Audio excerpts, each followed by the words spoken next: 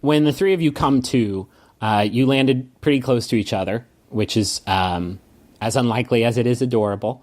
And you are in a very shallow pool of water. And you realize that you have landed in the middle of the Gold Cliff city center. You're surrounded by these tall, shimmering buildings. And you realize that the sky is now just sort of lovely weather. It is returned to normal. And you are sort of sitting in this pool that the rivers that flow into town sort of converge in before they flow out and off the cliff. And about 20 feet away from you in the pool, you see the Raven. And she's better. Her skin is not this weird mottled gray that it was when she was in possession, when she was being possessed by the sash. But she's holding in her arms Hurley, who does look bad.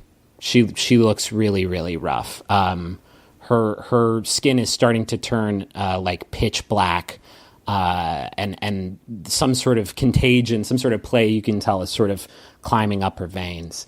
And you actually hear the sounds of sirens coming your way from the finish line on the outskirts of town, and you hear Hurley weakly cough, and she says to Sloane, "You're in trouble." And Sloane laughs and looks up and says, "This whole time I was looking for something more powerful than this fucking belt." And she looks down at Hurley and she says, I'm such a fool." And Hurley says, "Ha, yeah." Don't you have any magics? You're a cleric, for crying out loud. Me? Sloane looks sadly at you and says, "This is the venom of Silver Point is. There's nothing we can do for her." Horse shit. "Well, there's Horse shit. There's one thing I can do for her," she says.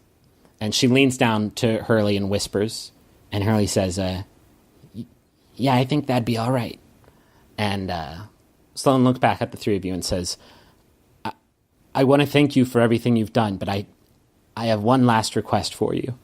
She says, Are there other objects in this world that are as powerful as this belt?" Yeah. Yes.